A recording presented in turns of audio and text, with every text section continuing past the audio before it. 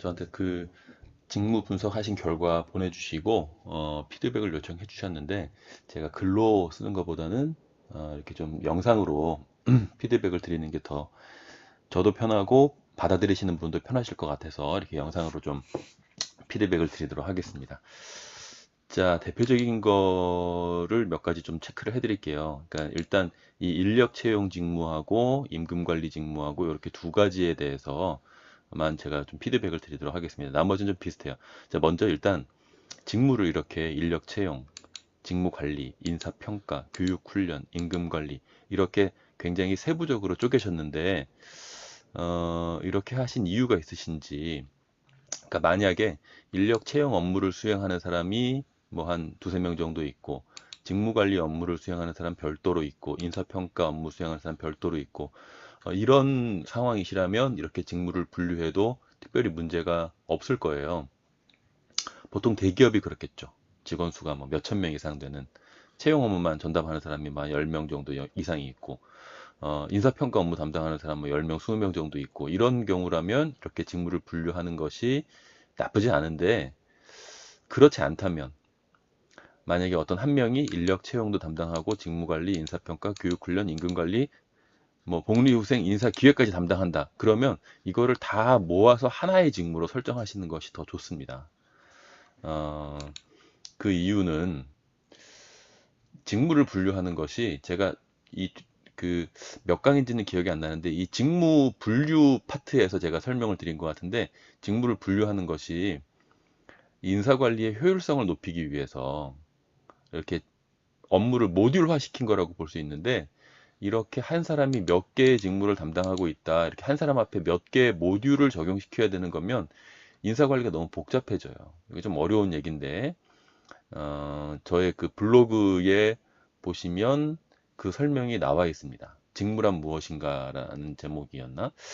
아무튼 그래서 그 글을 보시면 조금 더 구체적으로 아실 수 있을 것 같아요. 그래서 만약에 다시 한번 말씀드리지만 인력 채용, 뭐 직무 관리 이 각각의 업무들을 수행하고 있는 사람들이 별도로 있다. 최소한 한 명 한 명 한 명 한 명 이렇게 따로따로 있다라면 고려할 수 있을지 모르겠지만, 그렇지 않다면 이렇게 너무 세부적으로 직무를 분류하면 직무 기술서를 한 사람한테 적용시키려면 몇 개를 적용시켜야 되잖아요. 너무 복잡해지는 거예요.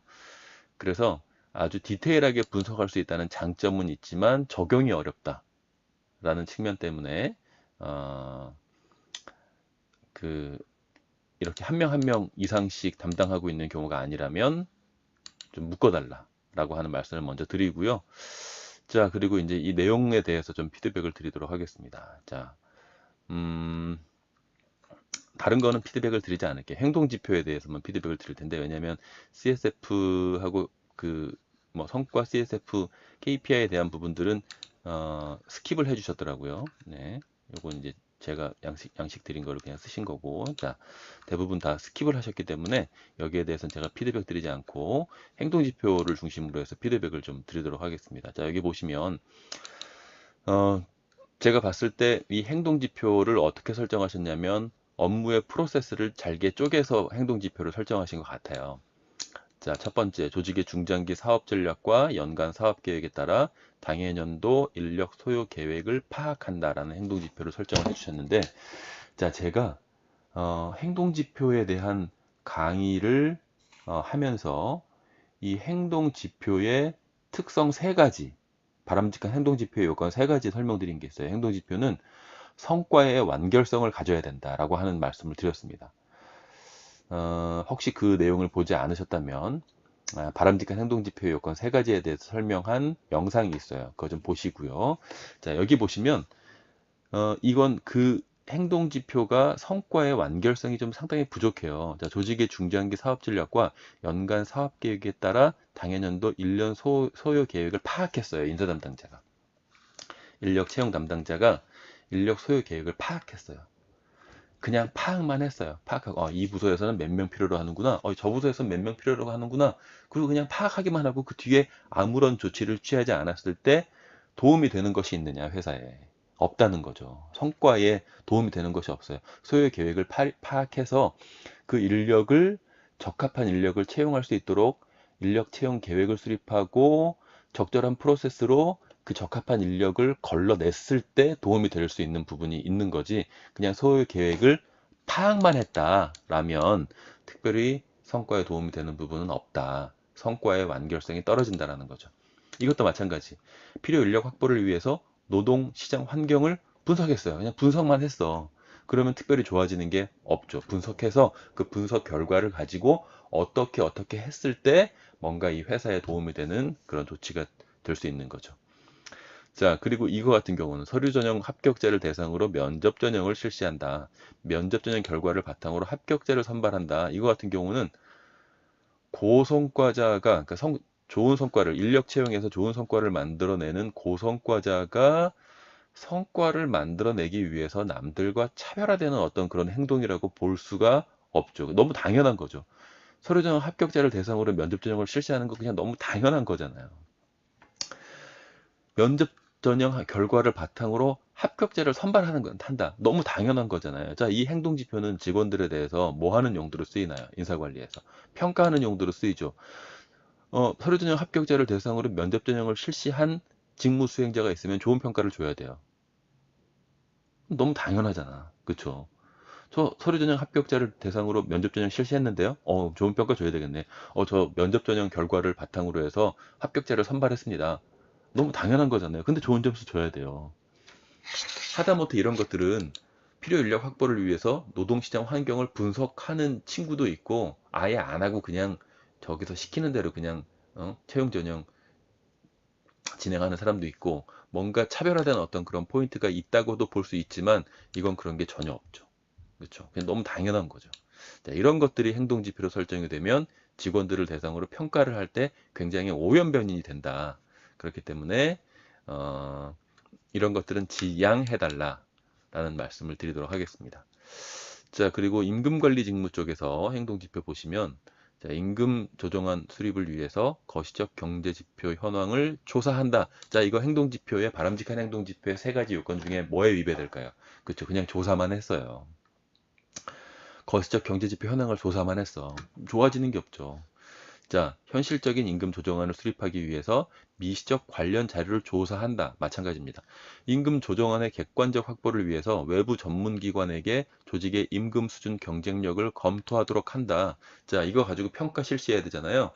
저 노무사한테 임금 수준 경쟁력 검토하도록 조사시켰습니다. 좋은 점수 주십시오. 시켰어. 좋은 점수 줘야 돼요. 이 행동지표 가지고는. 그쵸?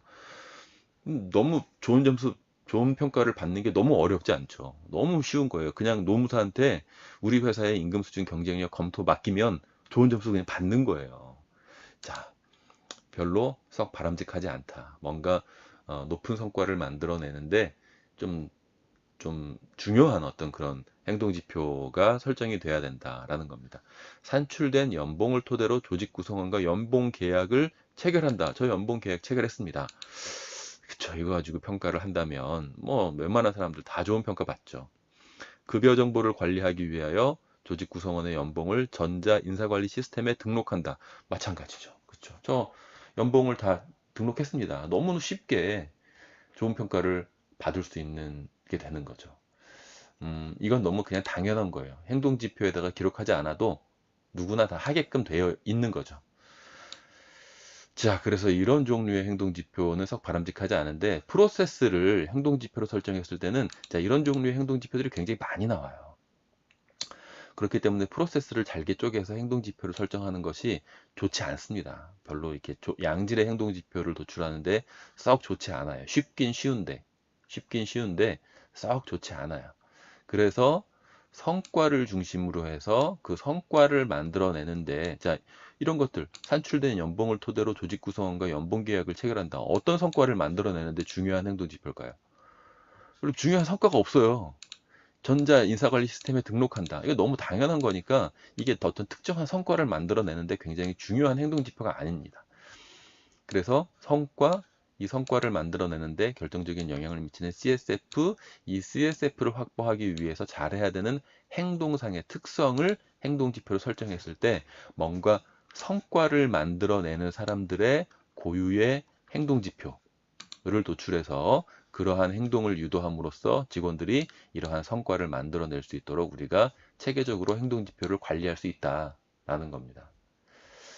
자, 아마 이 직무 기술서를 만드는 시점이 제가 그 행동 지표의 바람직한 세 가지 요건에 대한 영상을 올리기 전에 하셨을 거예요. 제가 이거 지금 피드백을 사실 조금 늦게 드리는 겁니다. 지금 명절 연휴를 맞이해서 제가 좀 짬이 나서 하는 건데, 이게 피드백 그 요청이 온 게 시간이 좀 상당히 지났어요. 죄송하지만. 그래서 제가 그 영상을 올리기 전에 이걸 하신 것으로 보여요. 자, 그래서 이 행동지표의 바람직한 요건 세 가지에 대해서 학습을 하시고 다시 한번 행동지표를 도출을 하시는데, 좋은 프로세스는 먼저 이 직무의 성과를 명확하게 설정을 하고 거기서 CSF를 도출한 다음에 CSF를 확보하기 위해서 어떤 종류의 행동을 어떻게 했을 때 이 CSF를 확보할 가능성이 높은지를 행동지표상에 기록을 해주시는 것이 바람직하다 라는 점을 말씀을 드리도록 하겠습니다. 이 직무 분류 다시 한번 검토해 주시고요. 이렇게 세부적으로 쪼개면 아마 분석하시기가 좀 만만치 않으실 거예요. 자, 좋습니다. 이렇게 해서 피드백을 좀 마치도록 하겠고요. 다른 그 회사에 계신 분들도 이 피드백 영상 보시면서 우리 회사에도 좀 적용을 해주시기를 당부를 드리도록 하겠습니다. 감사합니다.